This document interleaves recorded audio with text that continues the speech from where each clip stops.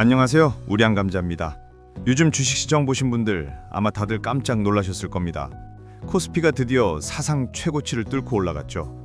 그러다 보니까 여기서 더 가는 거 아니야? 하시는 분들도 계시고, 아니야 이제 위험한 거 아니야? 하고 걱정하시는 분들도 많습니다. 오늘은 제가 전문가들이 내놓은 구체적인 전망을 정리해드리고, 그 전망이 성립하려면 어떤 조건들이 필요한지, 그리고 자산 배분 전략 관점에서 어떻게 바라봐야 할지 같이 이야기 나눠보겠습니다. 2025년 9월 12일 코스피가 3,395.54포인트로 마감되었습니다. 작년만 해도 2,400에서 2,500포인트 박스권에 갇혀 있었는데 지금은 완전히 다른 흐름이죠. 외국인 자금이 들어오고 미국 금리 인하 기대감이 커지고, 여기에 한국 기업들이 배당 늘리고 주주환원 정책 강화하면서 시장이 살아난 겁니다. 코스피 지수는 엘리어트 파동 분석으로 보면 이번 파동은 기본 파형으로도 3,800선 무난해 보이고, 확장 파형으로 강한 파동 나온다면 5,000선까지도 보이는 상황입니다.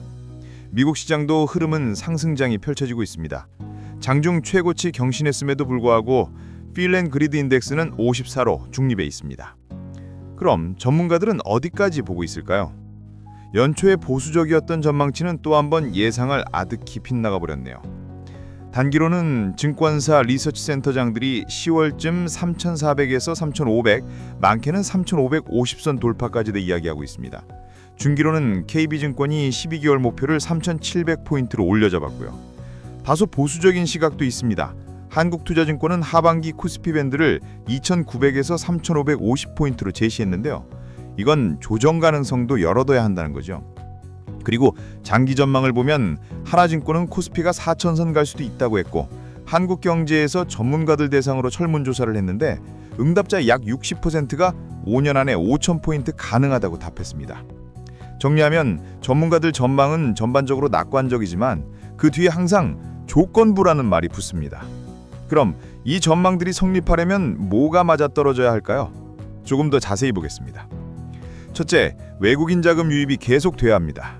요즘 외국인들이 삼성전자, SK하이닉스 같은 반도체 종목을 중심으로 많이 사고 있어요. 그런데 이게 언제든 멈출 수도 있습니다. 환율이 급등하거나 글로벌 불확실성이 커지면 돈이 빠져나갈 수 있거든요. 둘째, 금리 환경이 우호적이어야 합니다. 미국이 금리를 내리거나 최소한 동결하면서 안정적인 흐름을 보여줘야 하고, 한국은행도 추가 금리 인상 없이 완화적인 스탠스를 유지해야 합니다. 금리가 내려가면 기업들의 자금 조달이 쉬워지고 주식 가치가 올라가기 때문이죠. 셋째, 정책적 지원이 있어야 합니다. 최근 정부가 배당 확대, 자사주 매입, 세제 혜택 같은 주주환원 정책 강화하겠다고 했는데요. 이런 정책이 실제로 이어지고 제도적으로 뒷받침돼야 합니다. 만약 흐지부지 된다면 투자자 신뢰가 다시 약해질 수 있습니다. 넷째, 대외 리스크가 완화돼야 합니다. 특히 미중 무역 갈등, 중국 경기 둔화 같은 요인이 큽니다. 중국 경제가 계속 약세를 보이거나 미국이 다시 관세 전쟁을 시작하면 한국 수출 기업들에게 큰 타격이 오겠죠. 결국 이 네 가지 조건이 다 맞아떨어져야 전문가들이 말하는 3,700, 4,000, 나아가 5,000까지도 가능해지는 겁니다. 그렇지 않으면 언제든 조정이 올 수 있다는 것도 같이 기억해야 합니다. 자, 여기서 중요한 건 우리가 단기 매수 매도 타이밍을 맞추는 게 아니라는 겁니다. 저는 언제 사고 언제 팔라 이런 얘기는 드리지 않습니다. 대신 자산 배분 관점에서 보면 이렇습니다. 주식 비중이 너무 늘어난다면 리스크에 노출되는 겁니다. 주식 비중이 너무 늘어난다면 대비하세요. 혹시 모를 단기 조정을 대비해서 현금 비중을 일부 확보해두는 것도 의미가 있습니다. 금리 인하가 예정되어 있습니다. 채권 비중이 너무 낮다면 비중 복원도 의미가 있습니다.